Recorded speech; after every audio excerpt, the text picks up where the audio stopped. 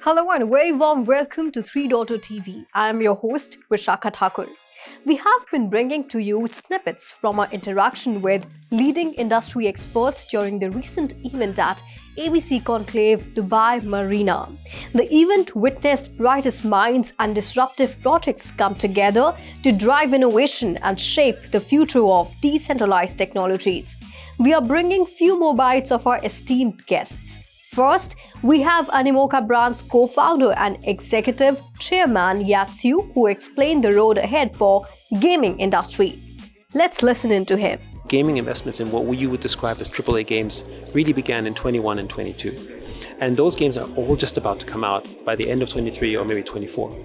So one of the things that we believe in is that there's going to be a lot of mass adoption happening in the gaming world for Web3 over the next 12 to 18 months, because all of these high quality games are going to come out. I mean, we ourselves, as I said, have made over 145 investments in those. And some of them, definitely more than just a few of them are going to be very successful, we believe. And also, we're not the only ones investing in the space. Billions of dollars was invested in Web3 gaming in the last 1.5 years. And all of them are all about to launch these high quality games. So we're very excited about that. Next, we spoke to Ravikant Agarwal, Director of Growth, Polygon Labs, wherein he talked about how his company is unifying liquidity through Polygon 2.0 and the seamless way of Chain 1 and Chain 2. So let's listen to him. Yeah, I think, the overall idea behind Polygon 2.0 is how can we avoid those fragmented blockchain? How can we avoid those silos, which in the previous world we used to call as intranet, right? How can we reach to a point where now saying intranet, how can we enable that in the blockchain world? That is Polygon 2.0, where we are talking about unifying the liquidity, bringing in all those liquidity with the help of an interop layer that we are planning, where any person who is on a chain 1 wanted to go to chain 2, they don't have to really do those kind of a bridging exercise, bring in their liquidity, wait for hours of time. They would be able to do that very, very seamless manner. That's the idea, where we are bringing in many initiatives and especially focusing on something which we are proudly calling as CDK. That's a chain development kit.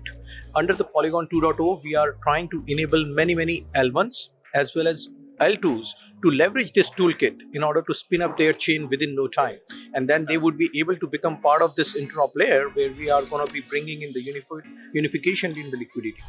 Moving on, the next guest we interacted with is Rudy Shashani, founder and host of TX Talks and Crypto Talks. We discussed with him about Metaverse, generative AI, and entire gamut of Web3. He has maintained favorable outlook on the Metaverse. Take a look. I will start from UAE, what's happening in the UAE, and then I will go for the rest of the world. If you checked the Metaverse strategy that was put, it's a $7 billion investment, creating 40,000 jobs with 5x, which is 5,000 companies in the world of Metaverse and blockchain. So once you know these, you understand that this is something that is booming, right? So if I want investment, this is where to go. Of course, there's a lot of investment somewhere else. Now, AI is a thing, generative AI, and that's why it's a $4 trillion by 2025. So it's huge. But as far as the metaverse, it's almost $1 trillion globally. Well, one of the interesting chat session was with Jane Thompson of World Metaverse Council. She is excited about the immense opportunities Metaverse offers to collaborate in virtual spaces. Thompson also briefly touched upon the role of virtual space in healthcare, education, and empowering women. So let's hear to what she has to say about Metaverse. I see that healthcare is going to be one of the areas where the metaverse and immersive technologies are going to be used. It offers an opportunity for collaborating in virtual spaces, for creating digital twins of new buildings, new surgical procedures. It offers a way that students can learn anatomy by going into a 360-degree replica of the human body.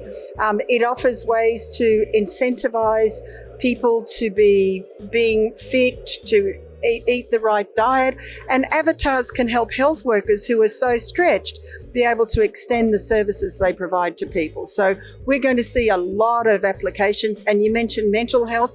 That's one area where people are developing these virtual spaces. In India for post-traumatic stress disorder, with Apollo Hospitals, they've partnered with a gaming company to develop these experiences. So you're going to see a lot.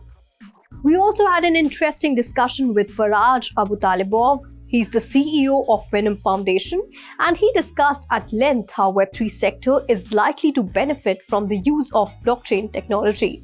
Let's take a look. I think overall we are in the crypto winter. Everyone knows that there is not a lot of liquidity in general in crypto.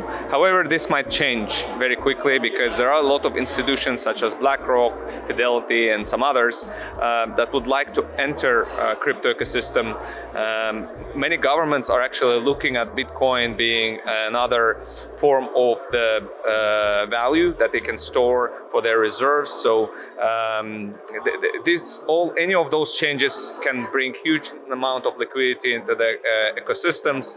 With the price of Bitcoin rising, probably in the next halving, the entire ecosystem will also rise. But I think that the next big changes and in general institutionalization of the entire crypto will happen during the next bull run. The next expert we interacted with was Carel Million. He's the founder and CTO of Polka City. The conversation revolved around the hype and significance of Metaverse, role of NFTs. In fact, the talk was more towards demystifying the Metaverse evolution. So let's understand what he has to say and what is his viewpoint. I don't think the metaverse is dead or any place near to be dead. It will just change shapes into the future. Like right now, people are talking about AI. It used to be called machine learning 10 years ago, and now it's AI. So it reinventing itself and packaging so that it can be easier to sell. And so the metaverse it started as VR games, and we thought VR was dead. I mean, I was playing with VR probably 20 years ago. We used to do all these cities in the computer and move around blocks and all these video games, moving around through the space. Doom, kind of like this initial thing, and it hasn't died. It's still evolving.